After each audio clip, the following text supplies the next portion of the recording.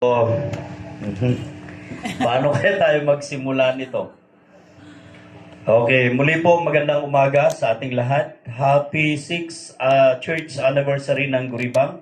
At the same time ay Pastor's Day celebration and Thanksgiving. 3 in 1. Akala ko ang unang report sa akin ay anniversary lang. Yan, pero na-postpone at niloob din ng Panginoon kasi maraming mga schedules tayong mga pinuntahan. At doon ko muna umpisa para kumuha ng buwelo, no? Tapos, nung nagta-travel na kami, papunta yung last travel po namin nung itong nakaraan, papunta sa Bicol, yun na nga po, na-report ni Pastor Peter yung dahilan kung bakit tayo po ay pabalik-balik na nagbibisita sa Bicol po para mabisita rin po natin yung gawain ng Panginoon doon at yung mga lingkod niya na nandoon. At nag-chat sa akin si Pastor Bernie. Akala ko may topic na. Yan. Pero sabi niya, Pas, ano po yung topic mo? Ngayon, biglang nag-flash talaga sa akin. Hindi na ako nagtatlong isip o marami pang inisip. Hindi nagtagal sa isipan ko, nag-flashback sa akin yung nung tanungin kong ilang taon na ang church ng Guribang. Ay 6 na pala na nag-anniversary na po tayo. Since 2017, nagsimula po yung visitation pero grabe kabata-bata. Ni-evaluate ko rin po yung, sa totoo lang po, isa po rin ang Guribang sa pinakabata na makikita po natin, nandito na, ganito na. 'Di ba? Parang ang hirap magsimula sa wala. Tama po yun. Kaya, nung kararating ko, dahil ang tanak si kami yung nahuli, tama yung sabi, naplatan po ako kanina ulit sa nalungtutan. Tapos, running plat ko, akala ko mayroong pagkukunan ng interior doon sa may crossing sa nalungtutan, pero wala. Pero sabi ko siguradong may gagamitin ng Panginoon. Kaya, hindi rin ako nagdalawang isip, dumaan ako kay Tonton. Sabi ko sa kanya, anak ko, alaik man pa'y dahit ang motor mo, ibati ka niyang dahit yung motor ko. Sa mga motor na dahit.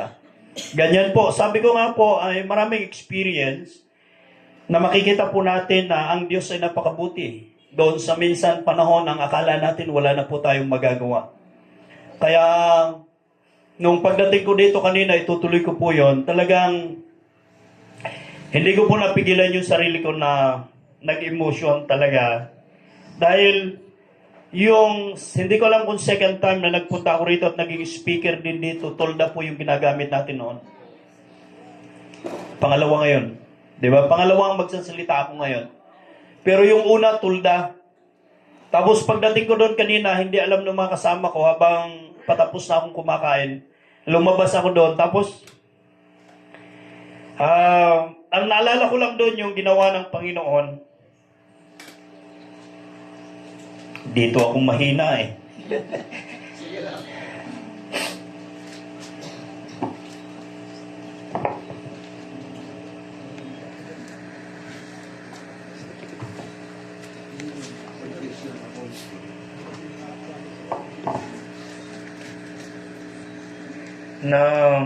Ang sabi ko, nung halos matagal na pinag-uusapan natin yung kung paano talaga magkaroon sarili ng church building dito talaga. Halos yan po yung ulit-ulit na pinag-uusapan namin nila Pastor Joey, Pastor Peter, yung mga iba pang mga pastor. Na kung titingnan po natin yung association po natin, hindi po sapat para makapagtayo po ng isang kumpletong building dahil po sa kakulangan ng finances. Pero alam po nyo, nakita ko doon yung kabutihan at katapatan ng Diyos doon sa kabila na ang association walang magagawa at doon ko rin po nakikita ng Panginoon ay napakabuti. At nag-o-open po ng mga iba't ibang pintuan para matugunan po ang pangangailangan. Naniniwala po ba tayo riyan? Kaya yun po yung gusto ng Panginoon na lagi ko rin sinasabi na huwag tayong mawala ng pag-asa, huwag tayong, limitahan yung gagawin ng Diyos sa mga plano natin. Alam ko, pwedeng sabihin natin wala tayong finances. Kung ang finances ang pag-uusapan, kapos tayo. Pero yung nagbibigay ng pangangailangan, hindi po siya nauubusan. Yan po yung katotohanan. Amen po ba? Kaya palakpakan po natin at muli po, gusto kong batiin ang Church ng Guribang ng Happy 6th Anniversary.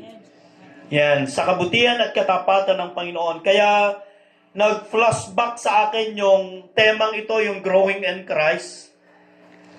3 puntos lang po ito, pero hindi ko alam kung 3 oras din. Kasi 3 in 1 eh. 3 in 1 na. 3 in 1. Salamat nga po pala sa mga kapwa ko, mga bumisita ngayon. Tama po yung sinabi nung una kanina. Reunion po natin ito. Salamat po. Salamat din po sa inyo mga taga-Guribang.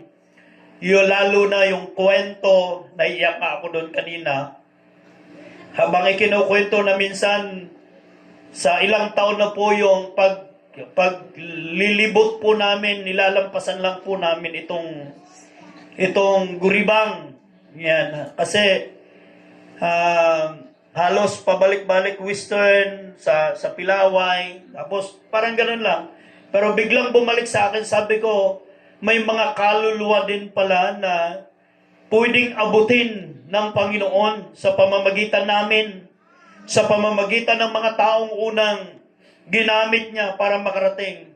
Kaya memorable po yung pag-aaral ni Katanagin Elda at saka yung, sino yung kanyang nakilala? Genevieve.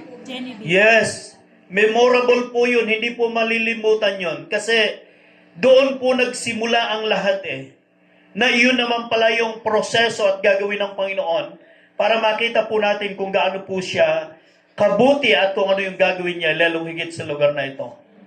Yan, mayroon na kayo nasabi kanina, kulang ang building. Ang Panginoon ang magbibigay. Tama? Yan, baka bakbakin nyo ulit yan.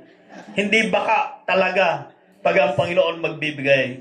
Okay, punta na po tayo para hindi po tayo, sabi ko nga po, baka 3 oras. Gusto ko pong kunin po itong Mateo chapter 22, verse 37 to 38. Dito po iikot yung aking pag-aaralan o yung pag-aaralan po natin. Diyan, pag-adalan tayo. Pwede po ba Tagalog, Ilocano? Numamisan ako ba straight ang Ilocano? Naiintindihan po natin lahat ng Tagalog sa mga... Okay. Sige po, doon sa Mateo chapter 22 verse 37 to 38. Gusto ko pong basahin natin to, mga minamahal na makibigan, at tumayo po tayo minsan pa bilang paggalang po sa pagbasa ng salita ng Panginoon.